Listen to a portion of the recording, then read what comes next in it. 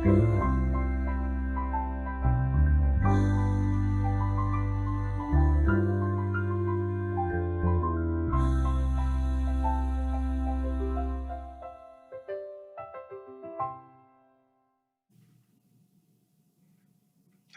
and welcome to Book Circle. I'm Earl Weinberg. This time we will continue our reading of Mrs. Pringle of Fairacre by Miss Reed. Miss Reed has just heard the story from World War II of Mrs. Pringle versus Mrs. Jarman and the affair of the hoarded shirt buttons. It was Mrs. Willett who told me this tale. She and many other Fairacre folk had happy memories of the evacuees, and the relationship was kept fresh by an annual reunion in our village hall each summer.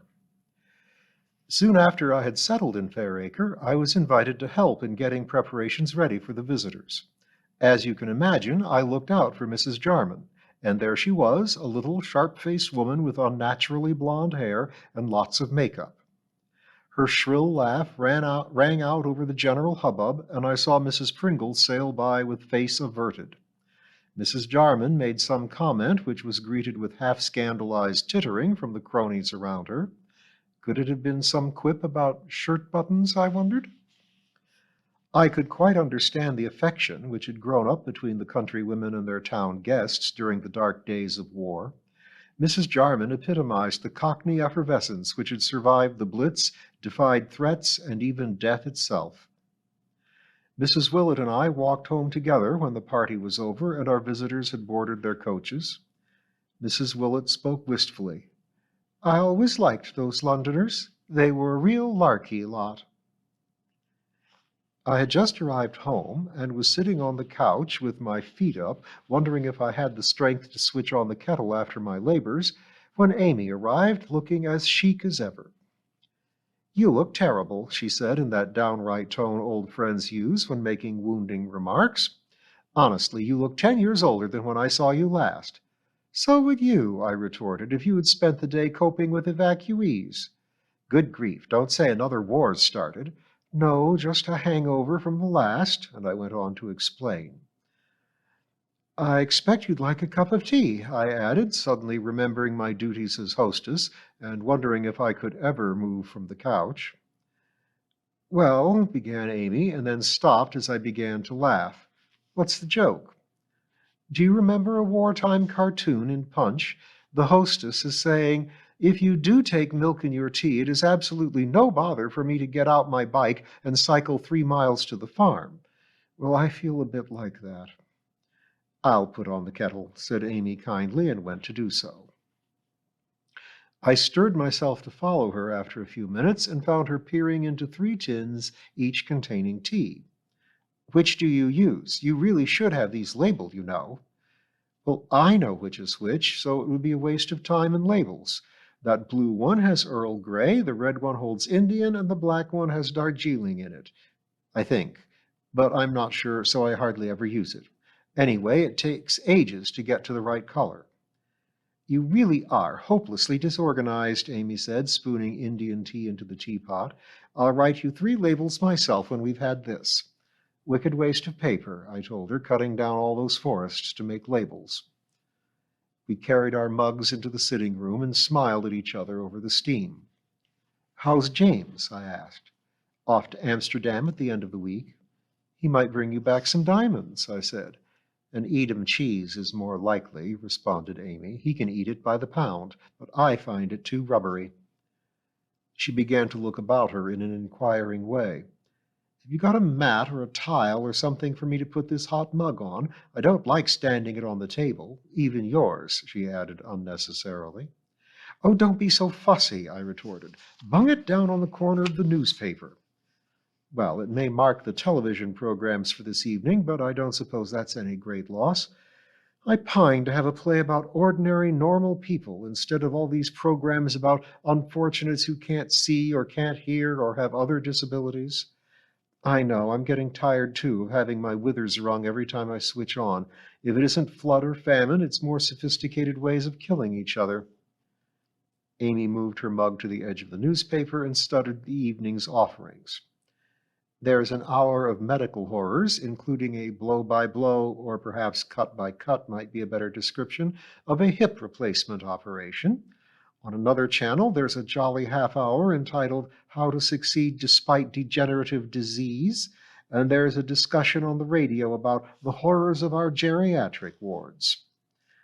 Mrs. Pringle should be all right tonight, then, I said. She told me she loves a good operation on the telly. And how is the lady? Is her leg still in a state of spontaneous combustion? It's fairly quiescent at the moment, although she did roll down her stocking yesterday when the children were out on the playground to show me her varicose veins. I hope you studied them with due reverence. One glance was more than enough, I confessed. I think she thought me very callous not to spend longer poring over them. Her parting shot was to the effect that veins come to us all, and that my time would soon come. Ah, well, said Amy, she may well be right at that. Now, are you going to let me label those tea tins before I go? No, Amy dear, I'll just muddle along as usual. You know, she remarked, flicking a dead leaf from the window-sill, having Mrs. Pringle once a week might be a good thing in this place. Why don't you think about it? I have. Nothing doing. You know yourself what a pain in the neck she is. Yes, but sometimes this house... She let her voice trail away into something like despair. I put my arm comfortingly round her shoulders as we went out to the car. Don't worry about me. I'll manage perfectly well on my own, I told her. Later I was to remember this conversation. As time passed, I began to realize that Mrs. Pringle was slightly more approachable during the summer months than the winter ones. I put this down to the fact that her cleaning duties were considerably lighter. For one thing, the treasured stoves were not in use, and so less mess was caused by the carrying of coke to and fro. Naturally, a certain amount was scrunched into the school floorboards by miscreants who had disobeyed the rules and had run up and down the coke pile on the playground. Mrs. Pringle's eagle eye soon noticed any traces of offending fuel and complained bitterly. I sometimes thought, too, that she missed her cosseting of the stoves during the summer months. A flick with a duster, night and morning, was all that was needed, and it seemed to me that in some perverse way she regretted the ministrations with blacklead and brush which dominated the winter months. Nevertheless, on the whole, she appeared marginally more cheerful in the summer. The light evenings gave her more scope in arranging her cleaning activities, and I frequently heard her singing some lugubrious hymn as she went about her work when I was in the garden after school hours. It so happened that one particular April was unseasonably warm, and I decreed that the stoves could be allowed to go out. Well, I'm not arguing about that, said Mrs. Pringle. Dear knows I've enough to do in this place, and it'll be a treat not to have coke all over the floor. She walked quite briskly out of the classroom, dusting energetically, without a trace of a limp, before the children came into morning prayers. I'll put the stoves right this evening, she told me as she departed. See you midday. She always returned in the early afternoon to wash up the school dinner things. Usually our paths did not cross then, for I was teaching and she was alone in the lobby. On this particular day I heard her at her labors. At the same time, the bell of St. Patrick's Church next door began to toll. The children looked up from their work, and there was some whispering. I went out to the lobby to see if Mrs. Pringle could enlighten me. Obviously, someone of local importance had died. Mrs. Pringle was standing in the steamy lobby, her hands red and puffy from her task. To my amazement, she was trembling, and there were tears in her eyes. It's Miss Parr, she said, before I could make any inquiry. Went sudden about 5 this morning. It has upset you, I replied, as much in wonderment as in sympathy. It was the first time I had seen Mrs. Pringle in a weak condition. I was much moved. She was good to me. I was in service with her before I married. I did know that. Gave me this and that, quite frequent, but that weren't all. What else? She took my word against others when I was in trouble once. I never forgot that. I might have lost my job, but she stood by me. 2 tears rolled down her cheeks, and I found myself patting her substantial shoulder. Well, this won't do, she said, sniffing loudly. Can't bring back the dead, can you? Best get on with my job. She sounded much more like her tough old self, and I left her smoothing the tea towels over the still warm boiler to dry. But I noticed that her puffy hands still trembled. Later that evening, I pondered over this surprising episode. I remembered Alice Willet's account of the row over the chauffeur and his fierce denial of any interest in the lovelorn Maud and his consequent departure for foreign parts. It looked as though Mrs. Pringle still had feelings of guilt over her part in the proceedings. Did she regret her faults as poignantly as she mourned the loss of the dashing Henry in his bottle green uniform? And had Fred Pringle, the next best thing, ever given her any comfort in the years between? So much must remain conjecture, but one thing was certain. Mrs. Pringle, my arch-enemy, had some human feelings after all. Those few sad minutes in the steamy lobby had been a revelation to me, and I felt a new regard for her. Chapter 6. Joseph Coggs and Mrs. Pringle.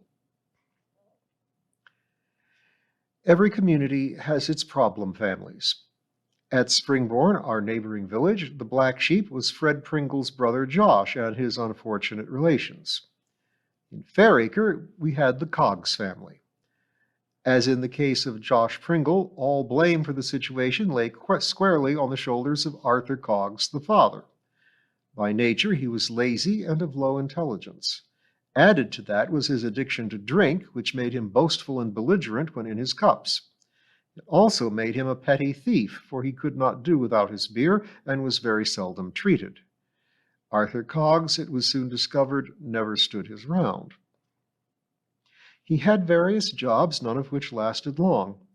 He occasionally found casual work as a laborer on a building site or as a roadman for the Caxley Council, but absence, arriving late, and taking time off to visit the nearest pub soon ended his employment.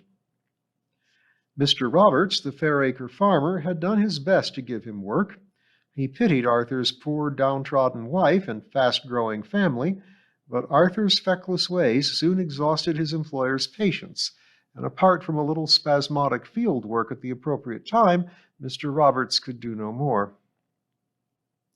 The village folk looked upon the Coggses with mingled pity and exasperation.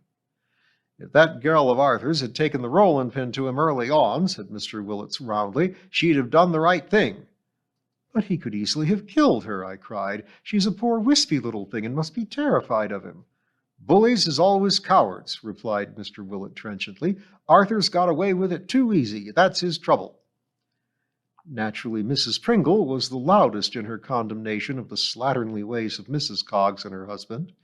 As a strict teetotaler, she also deplored Arthur's drunken habits.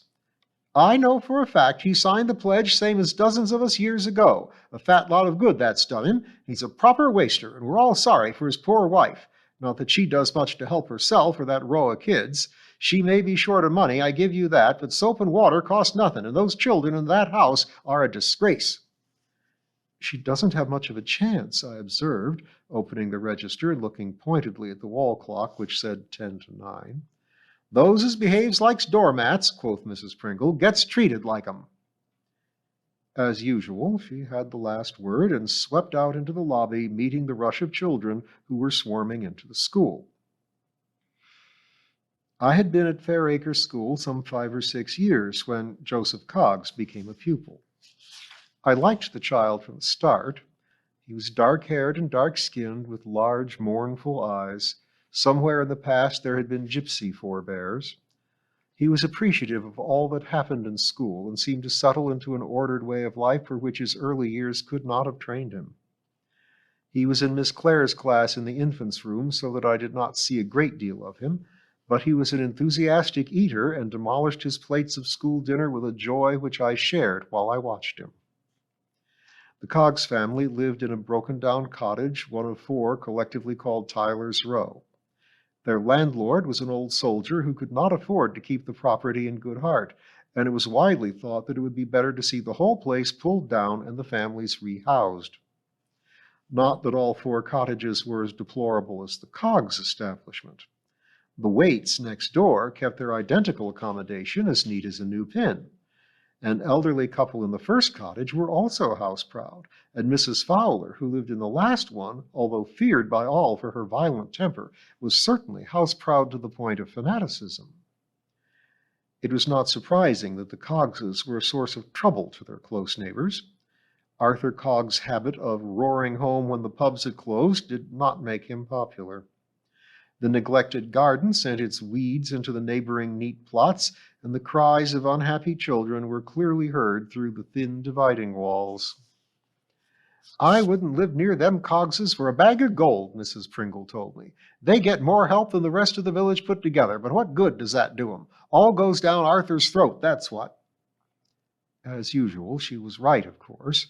Mrs. Partridge, our vicar's wife, had told me of the kindness of people in the village who had provided clothes, bed linen, furniture, and even pots and pans for the pathetic family. "Most of the stuff," said Mrs. Partridge, "was never seen again. Arthur exchanged all he could with his cronies and put the money on the bar counter. Gerald has taken him to task on many occasions, and I think he tries for a day or two, but soon falls back into his old habits. He was put on probation after one court appearance, and things were slightly better when the probation officer kept an eye on the family, but it really is a hopeless task." Mrs. Pringle's attitude to Joseph Coggs on his arrival as a pupil was one of lofty disdain. Anyone or anything as grubby as the little boy was unwelcome. Not that she said anything to hurt the child's feelings, but he was ignored rather pointedly, I considered, and my affection for him was obviously deplored. Not long after his entry into the school, there was a most disturbing incident. Mr. Roberts, the farmer who was also one of Fairacre School's governors, had been missing eggs from the nest boxes. He suspected that one of the children had been taking them, and very reluctantly asked me if I could look through the pockets of the coats hanging in the lobby. Poor man, he was most unhappy about it all. We asked the children if they knew anything about it, but there was no response. Consequently, Mr. Roberts and I went through their pockets and found 3 marked eggs in young Eric's pocket. When faced with this, the boy confessed tearfully that he had indeed been taking eggs, and on several occasions. "And I give some to little Joe Coggs," he sniffed abjectly. "He saw me, and I never wanted him to tell." We dealt with the malefactor fairly leniently, as he obviously was suffering much, though not as severely as Mr. Roberts himself, who was far more agitated than Eric or young Joseph when I confronted the little boy later. He had handed the eggs to his mother, who must have guessed that they were obtained by stealing, but was too delighted with the gift to pursue the matter. Mrs. Pringle's attitude to the incident was predictable. "What do you expect from that lot?" she asked dismissively. "It won't happen again," I assured her. Both boys were very contrite. "It's easy enough to be contrite, as you call it, when you've been found out.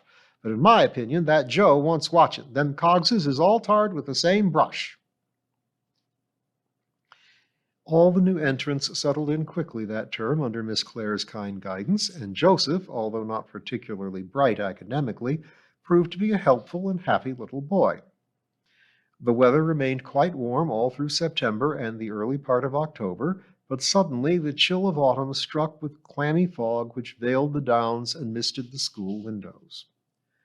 Our building is old and damp, and the skylight an ever-present trouble to us, admitting rain in wet weather and a howling draught at all times.